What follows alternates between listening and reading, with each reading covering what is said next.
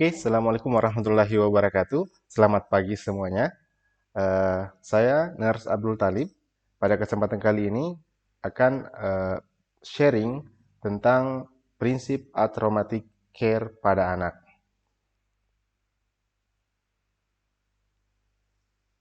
Sebenarnya apa itu traumatic care? Nah, mungkin itu yang terlintas di kepala kita saat kita melihat judul di awal tadi. Sebelumnya saya ingin bertanya, pernahkah Anda dirawat di rumah sakit? Tentu ada yang pernah, bisa jadi ada juga yang belum pernah. Nah, sekarang yang sudah pernah dirawat di rumah sakit, bagaimana kira-kira perasaannya saat dirawat? Bagaimana perasaannya saat menerima prosedur tindakan? Saya yakin ada rasa cemas, ada rasa takut, dan bisa jadi sampai pada stres.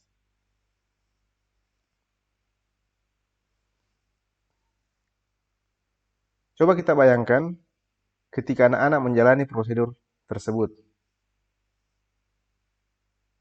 di mana anak-anak yang masih kecil, yang mereka belum mampu menahan rasa sakit, dirawat di rumah sakit. Kesalahan-kesalahan yang terjadi bisa berdampak pada psikologis anak, baik pada anak itu sendiri, bisa juga pada orang tua. Yang biasanya kalau kita lihat, orang tuanya tidak tega begitu. Ya. Sehingga seorang perawat harus mampu melakukan sebuah tindakan untuk mengurangi atau menghilangkan dampak dari traumatic care. Kira-kira dari sini bisa ditangkap sebenarnya apa itu traumatic care? Ya. Secara teoritis, traumatic care adalah penyediaan asuhan keperawatan terapeutik oleh seorang perawat melalui intervensi yang tadi menghilangkan, ingat, menghilangkan atau memperkecil distres psikologis dan fisik yang dialami oleh anak dan keluarga.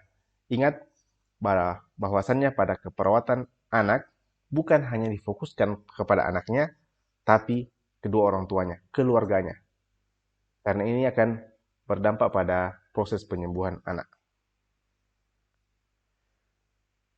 Perawatan yang tidak menimbulkan adanya trauma, baik pada anak maupun pada keluarga. Ya, jadi diingat, tidak meninggalkan trauma. Nah, kalau umpamanya kita bisa flashback, mungkin ada keluarganya, atau mungkin ada kerabatnya, ataukah adik sendiri yang pernah masuk ke rumah sakit, dirawat, coba diingat-ingat. Apakah ada trauma? Contoh sederhana, trauma disuntik. Ya, kalau mungkin pengalaman sebagai orang tua atau keluarga, mungkin belum ini ya.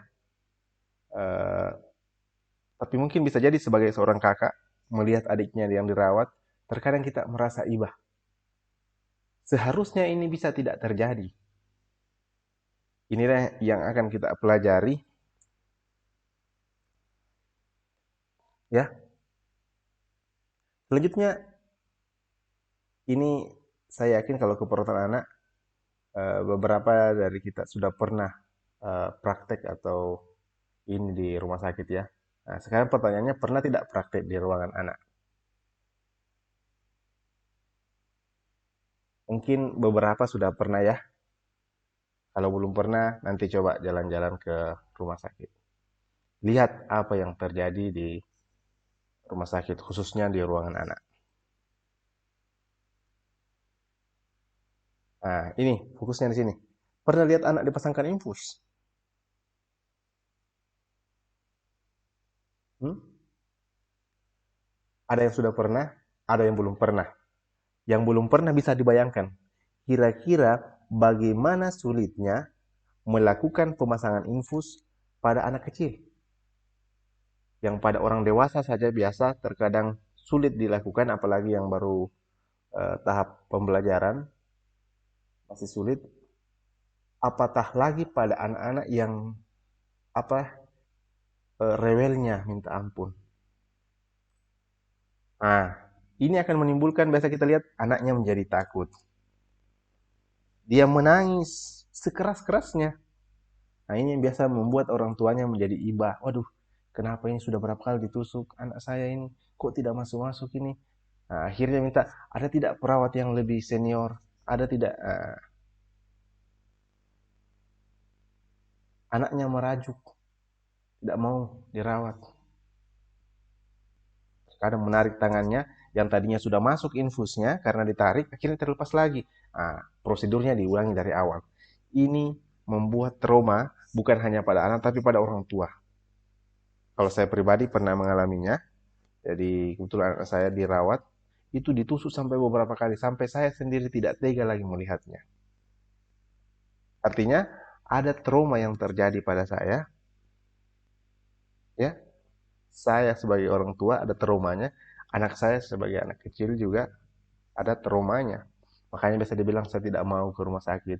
Saya ada biasa dengar, itu kakak perawat, langsung dia takut.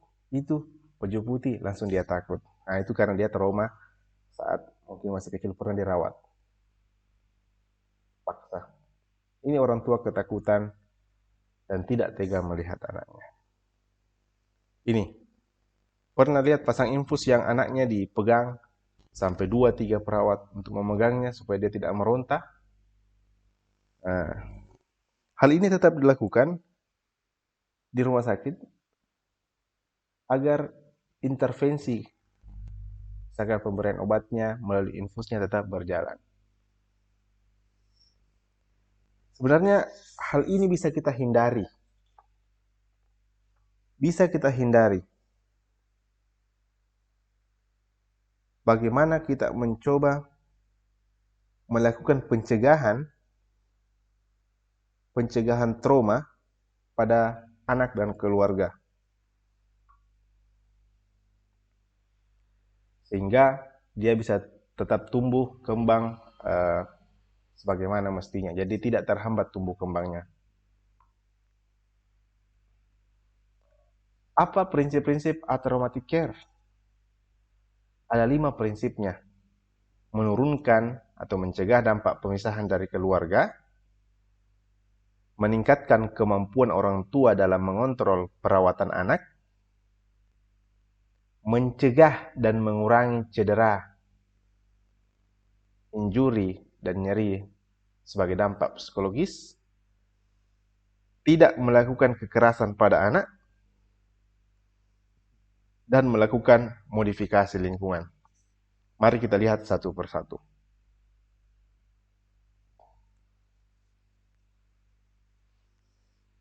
Yang pertama itu mencegah dampak pemisahan dari keluarga. Jadi yang perlu kita sadari bahwasannya anak-anak kecil ini lebih nyaman, ingat, lebih nyaman berada di dekat orang tuanya. Jadi ketika melakukan tindakan, usahakan orang tuanya ada di dekatnya. Ada beberapa kejadian, itu orang tuanya disuruh di luar. Anaknya yang disuruh di dalam, diberikan tindakan di ruang tindakan, sementara orang tuanya menunggu di luar. Nah, ini kalau bisa dihindari.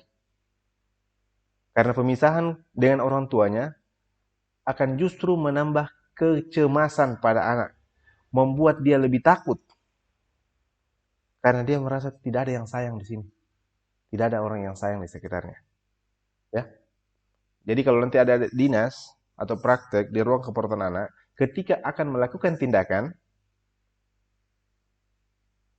Harap diingat ini, keluarga harus ada di dekatnya, ya.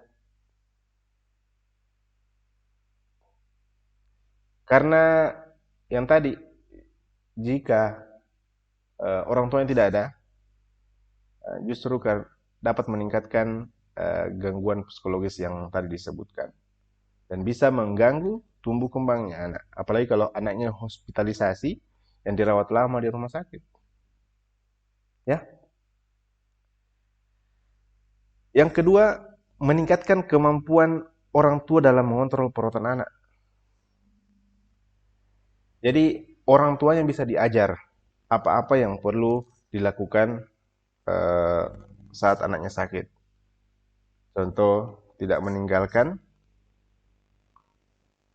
kemudian selalu memenuhi kebutuhannya.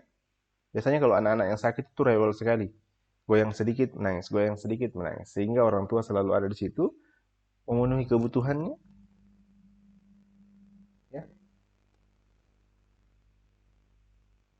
Dan kalau sudah mampu, ajarkan dia untuk mandiri. Bisa melakukannya sendiri. Jadi yang tadi kita bantu kalau umpamanya dia masih berat. Tapi kalau dia sudah mulai ini, harus berusaha diajarkan untuk mulai mendidik anaknya untuk mandiri, berhati-hati, ya. Orang tuanya kalau perlu ikuti pelatihan juga bagaimana meningkatkan perawatan. Sekarang ada banyak pelatihan-pelatihan parenting, bisa diikuti, ya. Anjurkan orang tuanya. Dan kalau adik-adik sudah paham tentang teknik parenting, bisa di-share ke orang tuanya. Jadi saat merawat anaknya, mungkin anaknya hanya demam, masuk ke rumah sakit. Pemikiran kita mungkin tidak perlulah kita bercerita dengan orang tuanya karena hanya demam, memberikan obat atau apa tindakannya selesai. Tapi kalau kita ada informasi yang kita tahu lebih, usahakan bisa berkomunikasi. Ini termasuk bagian dari komunikasi terapeutik. Nanti keluarga pasien juga merasa lebih nyaman. Oh, ini perawat di sini care. Anak saya yang ini, dia ceritakan begini. Dia ajarkan juga beberapa hal, tips-tips. Itu bagus. Jadi, kalau belum bisa berbagi share, bisa arahkan untuk mengikuti beberapa kegiatan-kegiatan parenting. Atau kalau umpamanya dari rumah sakit melakukan kegiatan parenting, pembinaan parenting pada anak, bisa dibagikan informasinya. Kemudian yang ketiga, itu mencegah cedera, injury. Jadi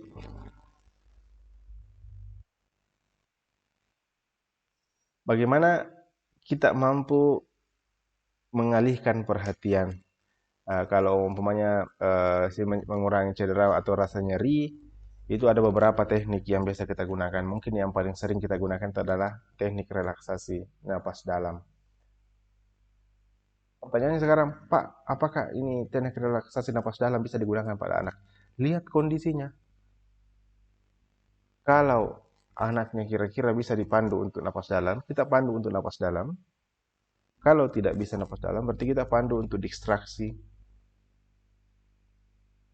Kita pandu untuk imajinasi terbimbing. Jadi kita suruh, bisa, sekarang bisa tutup matanya. Nah, tutup matanya, dia tutup matanya, kita arahkan. Sekarang ada di tempat yang ini, misalkan di tempat yang indah, di gunung-gunung, banyak pohon-pohonnya, ada suara-suaranya. Kalau perlu, bikin soundnya dari handphone. Ada yang tutup mata gini-gini. Nanti sakitnya hilang loh kalau tutup matanya. Nanti kalau tutup matanya bisa lihat ini. Nah, kalau tutup matanya kita pandu. Nah, coba tutup matanya. Lihat tidak bisa. Bayangkan ini dek. Nah, bayangkan burung-burung. Padangnya luas. Rumputnya hijau. Suaranya. Bisa ditambahkan suara. Ini bagaimana kita melakukan kontrol nyeri sebagai perawat di keperawatan. Relaksasi, distraksi, imajinasi terbimbing. Itu. Tidak melakukan kekerasan pada anak. Anak-anak ini cenderung mengingat apa kejadian yang dia alami, kekerasan yang dia terima, pemaksaan saat perawatan, paksa, digenggam, dipegang ke sana kemari, dia menangis, meronta, ini termasuk kekerasan pada dia. Biarkan dia menerima dulu kondisinya, panggil orang tuanya, jangan paksa lakukan tindakan. Jangan membuat trauma pada anak dan orang tuanya, karena ini bisa berdampak pada gangguan psikologis, justru memperberat kondisi yang dialami. Mungkin sadar atau tidak sadar, coba perhatikan mungkin ada beberapa di lingkungan kita, ada orang yang badannya kekar, yang sekarang sudah dewasa, badannya kekar, tapi takut sama jarum suntik. Coba kira-kira kenapa takut sama jarum suntik? Trauma. Karena di masa kecilnya dia pernah mengalami trauma. Yang paling sering itu mengalami trauma saat imunisasi di sekolah SD. Sudah imunisasi semua? Ya. Di situ kita trauma. Wah, sakitnya disuntik luar biasa. Terngiang sampai sekarang di kepalanya sehingga dia takut untuk disuntik. Padahal badannya kekar. Ya. Ini kalau bisa hindari untuk melakukan kekerasan pada anak. Yang terakhir itu adalah modifikasi lingkungan. Nah, ini saya kira sudah hampir semua klinik, hampir semua rumah sakit sudah melakukan modifikasi lingkungan ini. Jadi lingkungan anak dibuat sedemikian rupa supaya anak betah. Dan biasanya juga di ruangan anak yang tadinya perawat berbaju putih, sekarang di ruangan anak biasanya mereka pakai baju warna pink, baju warna hijau, yang lembut-lembut. Sehingga anak tidak berpikir, sekarang saya ini ada di rumah sakit. Justru mungkin mereka berpikir, ih kita lagi rekreasi. Biasanya disiapkan wahana bermain, dindingnya dicat sedemikian rupa, tidak warna putih dindingnya. Kemudian ada poster-poster anak. Pokoknya bagaimana melakukan simulasi atau memodifikasi lingkungannya sehingga anak merasa tidak berada di rumah sakit. Merasa nyaman, tidak terancam, dan bisa dilakukan perawatan di situ. Dan ini saya kira di rumah sakit uh, sudah dilakukan. Oke, saya kira untuk ini cukup sekian. Jika ada yang kurang jelas, jika ada pertanyaan bisa diberikan di kolom komentar di bawah ini. Terima kasih. Sampai bertemu lagi di materi selanjutnya. Assalamualaikum warahmatullahi wabarakatuh.